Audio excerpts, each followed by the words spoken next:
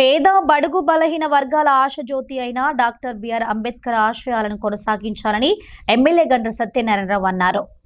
అంబేద్కర్ వర్ధంతి సందర్భంగా జయశంకర్ జిల్లా కేంద్రంలోని అంబేద్కర్ విగ్రహానికి కాంగ్రెస్ పార్టీ జిల్లా అధ్యక్షులు భట్టు కరుణాకర్, ఎమ్మెల్యే గండ్ర సత్యనారాయణరావు పూలమాలలు వేసి నివాళులర్పించారు. అసమానతలు రూపుమాపడానికి అంబేద్కర్ చేసిన కృషి మరువలేనిదన్నారు. అంబేద్కర్ 69వ వర్ధంతి సందర్భంగా కాంగ్రెస్ పార్టీ జిల్లా అధ్యక్షుని ఆధ్వర్యంలో ఈ దేశంలో అట్టడుగున అణగారినటువంటి బడుగులకు బలహీన వర్గాలకు రాజ్యాంగాన్ని రాసి చట్టసభలలో ఈరోజు ఉద్యోగాలలో విద్యలో అన్ని రంగాలలో కూడా రిజర్వేషన్ కల్పించినటువంటి గొప్ప మహనీయుడి వర్ధంతి సందర్భంగా వారి ఆశయాలను వారి సిద్ధాంతాలను రాష్ట్ర కేంద్ర ప్రభుత్వాలు ఇంకా అమలు చేసి అట్టడుగున అణగారినటువంటి పేదలకు కూడు గూడ నీడనిచ్చి సమాజంలో మరి విలువలు పెంపొందించే విధంగా చూడవలసినటువంటి బాధ్యత ప్రజాప్రతినిధులమై అందరిపై ఉందని తెలియజేస్తూ ఈరోజు ఈ దేశ స్వతంత్రం కొరకు పోరాటం చేసి 15 సంవత్సరాలు జైలు జీవితం అనుభవించినటువంటి నెహ్రూ కేబినెట్ లో ఒక న్యాయశాఖ మంత్రిగా, కార్మిక శాఖ మంత్రిగా, వ్యవసాయ శాఖ మంత్రిగా కార్మిక చట్టాలను తెచ్చి రైతాంగానికి నూతన ఒరబడిని తీసుకొచ్చి వ్యవసాయ చట్టాలను తీసుకొచ్చి న్యాయ వ్యవస్థకే వన్య తెచ్చినటువంటి గొప్ప మహనీయుడు డాక్టర్ బాబాసాహెబ్ అంబేద్కర్ వారి యొక్క వర్ధంతి సందర్భంగా ఈ రోజు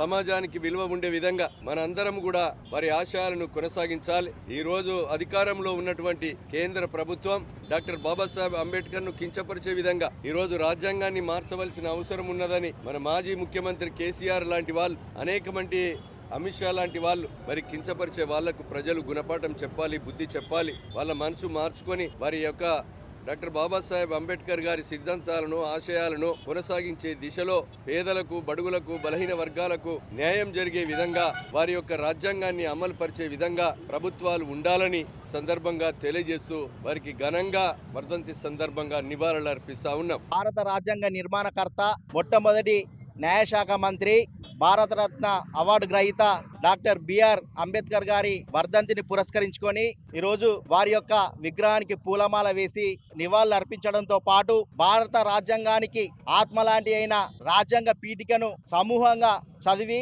దాని యొక్క విలువలను కాపాడడానికి కాంగ్రెస్ పార్టీ ఎప్పుడు ముందుంటుందని ఈ సందర్భంగా తెలియజేయడం జరుగుతూ ఉంది.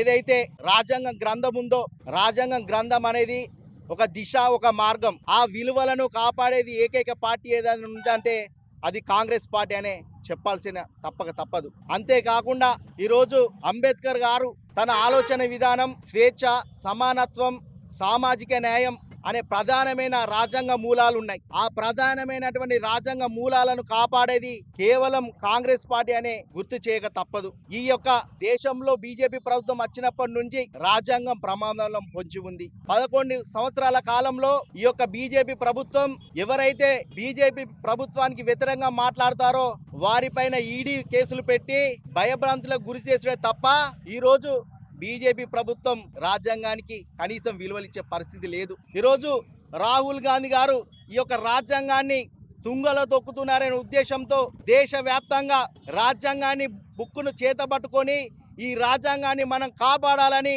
దేశవ్యాప్తంగా తిరుగుతున్నారు.